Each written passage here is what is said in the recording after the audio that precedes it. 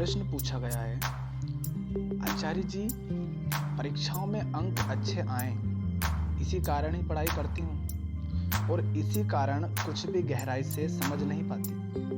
कृपया इस पर प्रकाश डालें। बताइए मुझे कि मैं सिर्फ अच्छे अंक आने के लिए पढ़ाई करती हूँ तो क्यों करती हूँ और मैं इसी के पीछे क्यों भाग रही हूँ और इसी वजह से मैं गहराई से समझ नहीं पाती, सिर्फ अच्छे नंबर लाने के पीछे दौड़ती रहती हूँ। तो कृपया मेरा मार्गदर्शन करें। आचार्य प्रशांत कहते हैं, यही संकट है बेचारे परिणामवादियों का अर्थात उन लोगों का जो हमेशा सिर्फ रिजल्ट की आस लगाए रहते हैं। हमेशा रिजल्ट क्या होगा, परिणाम क्या होगा, करने से पहले फल की चिंता करने वाले। कर्म जो नहीं करते वो पहले कहते हैं हमें फल क्या मिलेगा, क्या हासिल होगा इससे। उनका यही संकट है। परिणाम बुरा आए तो दुख और परिणाम अच्छा आए तो आगत की आशंका।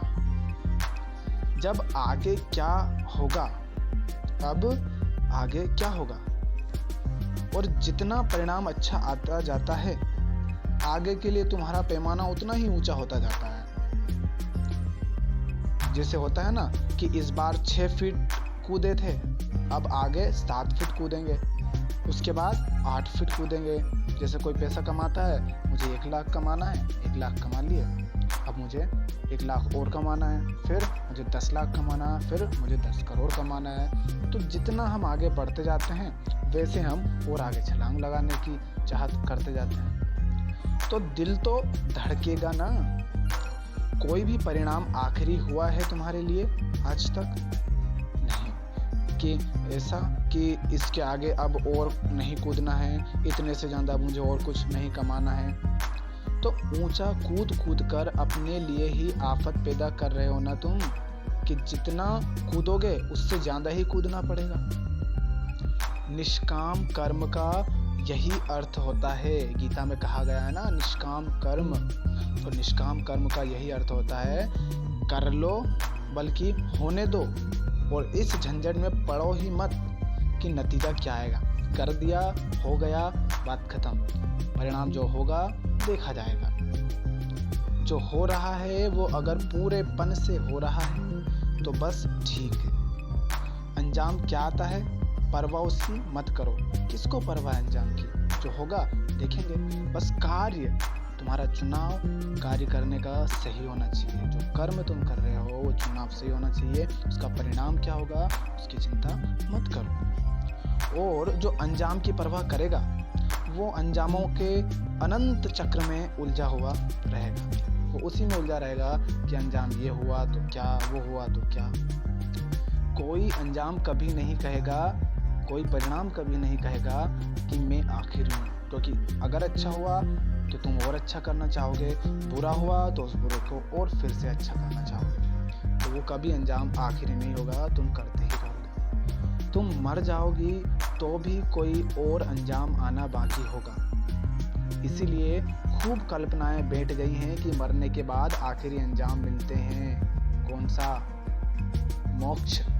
बहुत लोगों ने ये सोच रखा है, झूठे मान्यताएं बना रखी हैं कि मरने के बाद अगर हमको क्या मोक्ष मिलेगा। अगर हमने अभी अच्छे कर्म किए तो मरने के बाद मोक्ष मिलेगा। मरने के बाद कोई मोक्ष नहीं मिलता। जो मिलता है वो जीते जी ही मिलता है। मरने का इंतजार मत करो। आचार्य कहते हैं तो अंजामों का तो जाल ऐसा फैलाया गया है, परिणामों का जाल ऐसा फैलाया गया है कि उससे कोई मुक्ति नहीं है। अंजाम आते रहेंगे, कभी अच्छे कभी बुरे। उससे यदि मुक्ति हो सकती है तो अगले अंजाम पर नहीं होगी, ठीक मुकाम पर ही होगी, उसी अंजाम पर होगी। अगर मुक्ति होनी है तो तुम्हें क्या छोड़ना होगा इसके लिए, ताकि तुम्हें मुक्ति मिल सके? जो तुमने पकड़ा है। पकड़ा क्या है ये बताओ, तुमने क्या पकड़ रखा है? तुम लोग बात हमेशा आगे की करते हो, इधर की कभी करते ही नहीं। बिल्कुल अभी की करो, बिल्कुल अभी की करो। जमीन की कभी बात ही नहीं करते तुम। क्या पकड़ा है तुमने? तुम पढ़ाई कर रही हो, तुमने अभी अपनी परीक्षा के परिणाम की बात की। ठीक है, तुम पढ़ाई कर रहे हो और तुमने अभी अपनी परीक्षा के परिणाम की बात की। तुम पढ़ाई कर रही हो, अभी तुमने हाथ में क्या पकड़ा है? किताब। मैं किताब छोड़ने को थोड़े ही कह रहा हूँ कि किताब छोड़ दो, मत पढ़ो उसे। मैं किताब से जुड़ी हुई उस चिंता को छोड़ने का कह रहा हूँ कि जो चिंता है तुम्हारे मन में, इसे छोड़ दो। तो अब वो फिर कहती है कि वो तो यंत्रवत होता है आचार्य जी। यंत्रवत होता है अर्थात वो जो जिससे प्रश्न किया जा रहा है वो कह रही हैं कि आचार्य जी, जब किताबें पढ़ते हैं, एग्जाम की तैयारी करते हैं, परीक्षाओं की तैयारी करते हैं, तो चिंता तो अपने आप होने लगती है। आचार्य जी कहते हैं बेटा नहीं, ये यंत्रवत नहीं है। ऐसा इसलिए है क्योंकि तुम्हें किताब से कोई प्यार ही नहीं है। तुम्हें सारा मतलब परिणाम से है, अच्छे नंबर से है, कैसे मैं सबसे अच्छे नंबर ले आऊँ। तुम्हें इस बात की चिंता है, कैसे मैं पास होकर नंबर ले आऊँ। तुम्हें इस बात की चिंता नहीं है कि मुझे किताब पढ़नी है, किताब में क्या है उसको समझना है, उसका अर्थ जानना है, जीवन में उसका क्या उपयोगिता है ये समझना। ऐसा तुम्हारा लक्ष्य नहीं है। तुम्हें तो परिणाम चाहिए, और परिणाम यदि आ सके बिना किताब के तो तुम किताब छोड़ोगे ना। अगर तुम्हें बिना किताब पढ़े अगर परिणाम आ जाएंगे तो तुम किताब छोड़ोगे ही नहीं। पता नहीं परिणाम कब आएगा, आएगा या नहीं आएगा। अभी तो हाथ में क्या है, अभी तो तुम्हारे हाथ में किताब है ना। और किताब से अगर प्यार नहीं है तो जिंदगी से प्यार नहीं, क्योंकि जिंदगी तो किताब के साथ ही बीत रही है ना। तो तुम्हें जिस किताब को तुम पढ़ रहे हो, अगर तुम्हें उस किताब से प्यार नहीं है, इसका मतलब है कि तुम्हें जिंदगी से प्यार नहीं है। क्यों? क्योंकि तुम उस किताब को पढ़ने में अपनी पूरी जिंदगी गंवा रहे हो और तुम्हें उस किताब से ही प्यार नहीं है। तो इसका अर्थ तो यही हुआ कि तुम्हें जिंदगी से भी प्यार नहीं, क्योंकि जिंदगी भी तुम्हारी निकलती जा रही है। अपने जन्मदिन को बड़े शौक से मनाते हो, पर उस दिन ये नहीं सोचते कि बेटा आज 1 साल और खत्म हो गया तेरे जीवन का, और तू अभी भी ये बर्थडे के केक काटने में लगा हुआ है। तो आचार्य जी से फिर प्रश्न करती हैं कि आचार्य जी, क्या डरना जरूरी है पर उससे घबराना नहीं है?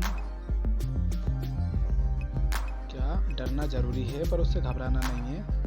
आचार्य जी कहते हैं किताब यदि हाथ में है तो डरते हो क्या?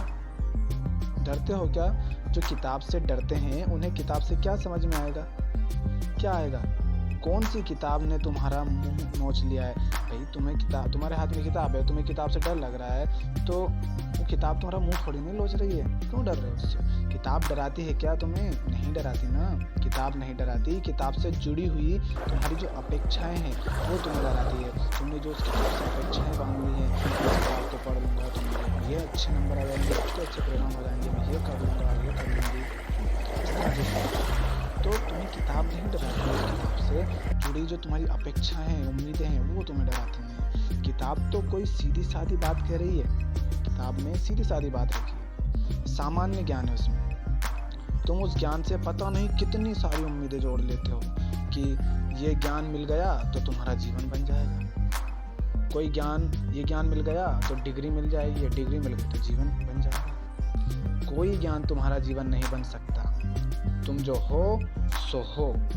कोई किताब ना आज तक लिखी गई है, ना उतरी है, ना लिखी जाएगी जो तुम्हारा जीवन परिवर्तित कर दे। हाँ, कोई किताब ऐसी जरूर हो सकती है जो तुम्हें परिवर्तन की उम्मीद से आज़ाद कर दे। ऐसी किताब जो तुम्हें ऐसा बता दे कि तुम परिवर्तन की उम्मीद जो रख रहे हो, वो परिवर्तन की वो उम्मीद ना रखो। क्योंकि जब उम्मीद रखते हो और वो, क्योंकि वो किताबों से पूरी तो होती नहीं, और जब वो उम्मीद टूटती है तो दर्द तो होगा, और फिर जो दर्द होगा फिर कहोगे किताब दर्द दे रही है। तो वो किताब तुम्हें इस परिवर्तन की उम्मीद से आज़ादी कर देगी, तो तुम्हें जो दर्द होता है, जो अशांति होती है, फिर वो नहीं होगी। बस उतना ठीक है। पर तुम्हारी तो उम्मीद ही बड़ी बेहद की है, बेहद है, बहुत लंबी चौड़ी है। तुम कहते हो ये किताब पढ़ूंगा, इससे करियर बन जाएगा तो मैं चमक जाऊंगा। तुम चमक कैसे जाओगे? कुछ चमक रहा है क्या आज तक? क्या चमका आज तक? भी तो पढ़ते रहे हो। किताब डराती सिर्फ इसलिए है क्योंकि तुम किताब से वो मांग रहे हो जो कोई किताब तुम्हें नहीं दे सकती। तुम किताब से क्या मांग रहे हो? मुझे ये चाहिए, वो चाहिए, गाड़ी, बंगला, घोड़ा, ये चाहिए। आजकल तो देखते हैं कि सरकारी नौकरी में लोग लगे रहे हैं, क्योंकि अगर सरकारी नौकरी नहीं करी तो बीवी नहीं मिलेगी। किताब से तुम बीवी मांग रहे हो। अरे मेरे को 10 करोड़ की गाड़ी चाहिए, कार चाहिए, बड़ा बंगला चाहिए, तुम किताब से मांग रहे हो। देखी क्या वो किताब? तुम किताब को सहज तरीके से नहीं पढ़ते, तुम किताब को ऐसे पढ़ते हो कि पढ़ लिया तो परिणाम आएगा, परिणाम आया तो ये मिलेगा, ये मिला तो जीवन बनेगा, ऐसे तुम सोचते रहते हो। जीवन कोई बनाने की चीज है क्या? जीवन बनाने की चीज नहीं है। अरे और जो कुछ बनाना है बनाओ, कार बनाओ, रोटी बनाओ, घर बनाओ, जीवन थोड़ी ही बनाया जाता है। जब भी किसी से तुम ऐसा कुछ मांगोगे जो दे पाने की उसमें पात्रता ही नहीं, तो उसके और तुम्हारे संबंध में खटास आ जाएगी। अब एक गरीब आदमी है, अब उसका लड़का उससे कह दे, पापा मुझे डायमंड चाहिए, हीरा, तो क्या होगा? दोनों के रिश्ते में खटास आ जाएगी। भैया उसकी पात्रता नहीं है कि वो तुम्हें हीरा ला के दे दे, तो फिर तुम उससे उसकी उम्मीद क्यों कर रहे हो? तो इससे संबंध खटास आएगी। तो किताब से भी तुम वही मांगते हो जो तुम अपने प्रेमी से मांगते हो। तुम किताब के माध्यम से भी पूर्णता पाना चाहते हो, शांति पाना चाहते हो, मुक्ति पाना चाहते हो, आजादी पाना चाहते हो, और प्रेमी के माध्यम से भी दोनों ही नहीं दे सकते तुम्हें। तो पुस्तक और प्रेमी दोनों विफल रह जाते हैं, फेल हो जाते हैं, और दोनों तुम्हें डराते हैं। और एक मोड़ पर आकर तुम दोनों को कहीं फेंक आते हो, प्रेमी को भी, पुस्तक को भी। काम निकल गया है क्या? जब तुम पढ़ाई शुरू की थी, पहली क्लास में, दूसरी क्लास में, तीसरी, चौथी, पांचवी, 10वीं क्लास में, 12वीं क्लास में, आज भी तुम्हारे पास किताबें हैं जिनको तुम बड़े शौक से लिख रहे थे, उस समय राइटिंग जमा कर लिखते थे, क्या आज तुम्हारे पास है? नहीं। क्या होता है? ऐसे होता है कि एक मोड़ पर आकर तुम दोनों को कहीं पर फेंक आते हो। इस चीज की आज तुम इतनी चिंता करते हो, इतनी परेशान रहते हो, वो आज तुम्हारे पास है। काम गया वो सब रंग बिरंगे, काम निकल गया है। उसके बाद किताबें रखते हो क्या तुम पास? नहीं रखते ना। ठीक उसी तरह से ना उम्मीद जब हो गए, ठीक उसी तरह से जब तुम ना उम्मीद हो जाओगे, जब उम्मीद नहीं रखोगे, तो प्रेम रखते हो अपने पास। और जिस व्यक्ति से तुम प्रेम की बात कर रहे हो, जिससे प्रेम करता हूँ, तुमसे तुम्हें जब उस व्यक्ति से भी कोई उम्मीद नहीं रहेगी, सारी उम्मीदें तुम्हारी पूरी हो जाएंगी, तो क्या उसको भी अपने पास रखना चाहते हो? नहीं। तभी तो इतने लड़ाई करते होते हैं, कर भी उठते हैं। तुम कहते हो जो जिससे ना मिला वो आगे से मिलेगा, तो तुम आगे की तलाश में रहते हो। देखो, मत मांगो संसार से जो संसार में मिल नहीं, ना कोई किताब, ना कोई विचार, ना कोई कुछ नहीं। तुम्हें तुम्हारी पूर्णता कोई नहीं दे सकता। तुम पूर्ण हो, तुम चमके हुए हो, तुम पहले से पूर्ण हो, तुम पहले से चमके हुए हो। तुम्हें बस अपने आप को जानना है, समझना है। कृष्ण का पूछा है कि आचार्य जी, जीवन का उद्देश्य क्या है? फिर हमें क्या करना चाहिए? अपने जीवन का उद्देश्य क्या होना चाहिए? कहते हैं अगर तुम हो ही चमकते हुए, तुम पहले से ही हीरे हो, तो क्या करोगे तुम उद्देश्य का? क्या उद्देश्य होना चाहिए? उद्देश्य का तो अर्थ ही यही हुआ कि कुछ करना फिर बाकी है, कुछ और पाना भी बाकी है, और ना पाया तो कुछ खोलना रह जाएगा। वही जब तुम पहले से ही पूर्ण हो, क्यों उद्देश्य बनाते हो? जब मिला ही हो पहले से, तब तो पहले से हो, मुक्त पहले से हो, अगर तो जीवन जीने में कोई परेशानी नहीं क्या? तो बहुत ही मजा आता है इस एहसास के साथ जीकर कि बड़ी कमी है, बड़ा अधूरापन है, बड़ा मजा आता है तुम्हें इस दर्द में रहने का। कितने लोग हैं जिनको बड़ा मीठा मीठा सा लगता है सोच कर, कहे कोई जो कहे कि मेरे को अपने दुख तकलीफ के बारे में सोच कर बड़ा अच्छा लगता है। देखो तुम, जीवन जब अपने आप में पूर्ण है, कोई उद्देश्य है यदि उसका जीवन का, तो मात्र पूर्णता की अभिव्यक्ति है। तुम ठीक हो, बढ़िया हो, मस्त हो, अब अपनी इस मस्ती को प्रकट होने दो।